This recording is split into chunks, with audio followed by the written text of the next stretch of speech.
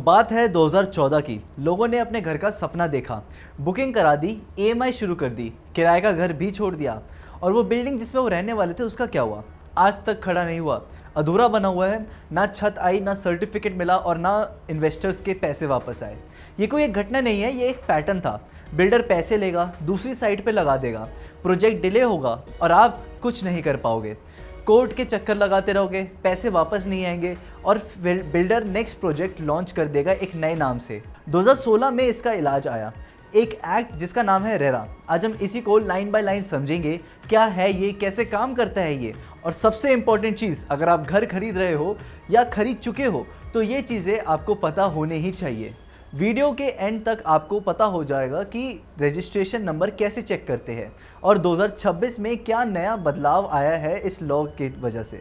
RERA का full form है real estate regulation and development act. Parliament ने इसको 2016 में पास किया और पूरा इम्प्लीमेंट हुआ ये 1 मई 2017 से। इससे पहले रियल एस्टेट सेक्टर में कोई सेंट्रल रेगुलेटर था ही नहीं, हर बिल्डर अपने रूल्स खुद बनाता था। अब आप लोग सोचो, पहले बिल्डर सुपर बिल्टअप एरिया बेचता था, आपको लगता था 1000 स्क्वायर फीट मिला है, रियल में कारपेट एरिया 650 फीट ही था।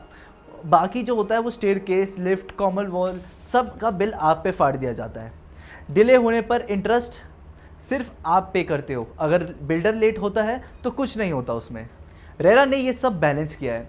हर स्टेट में एक रियल एस्टेट रेगुलेटरी अथॉरिटी बनाई गई है, जैसे महाराष्ट्र में महारेरा, यूपी में यूपी रेरा, हरियाणा में एच रेरा।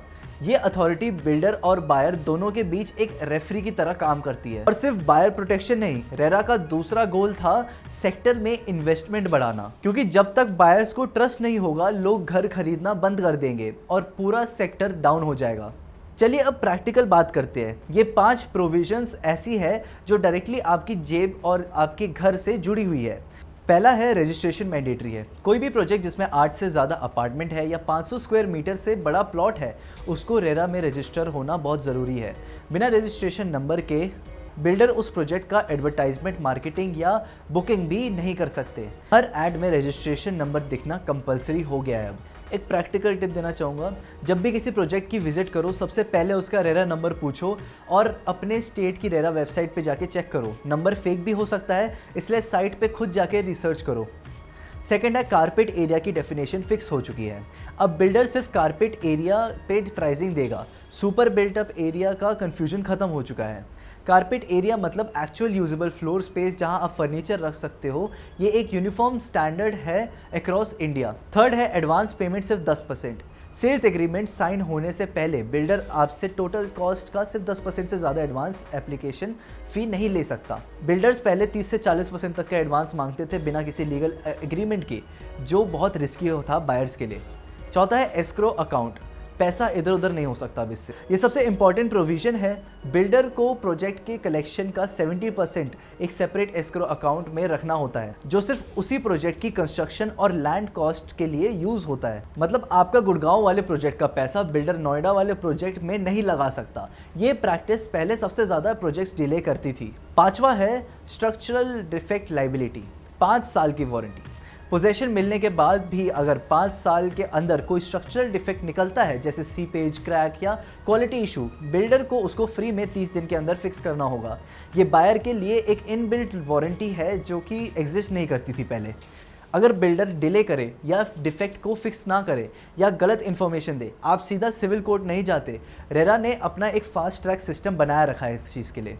पहले आप स्टेट की रेरा अथॉरिटी में कंप्लेंट फाइल करें। ये एक क्वासी जुडिशियल बॉडी है, मतलब कोर्ट जैसी पावर रखती है, लेकिन प्रोसेस इसका फास्ट होता है। और अगर आप सेटिस्फाइड नहीं हो अथॉरिटी के डिसीजन से, तो आप रियल एस्टेट एपीलेट ट्रिब्यूनल में अपील कर सकते हो। अब इस चीज़ के लिए पेनल्टीज भी है।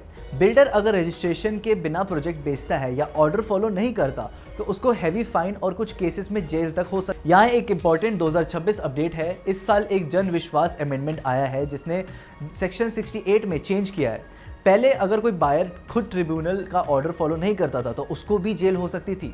अब यही जेल का प्रोविजन बायर के लिए हटा दिया गया है। सिर्फ फाइन लगेगा, लेकिन ध्यान रहे ये सिर्फ बायर्स के लिए रिलैक्स हुआ है। बिल्डर और एजेंट्स के लिए जेल का प्रोविजन अभी भी लागू है अगर वो वॉयलेट करते हैं तो।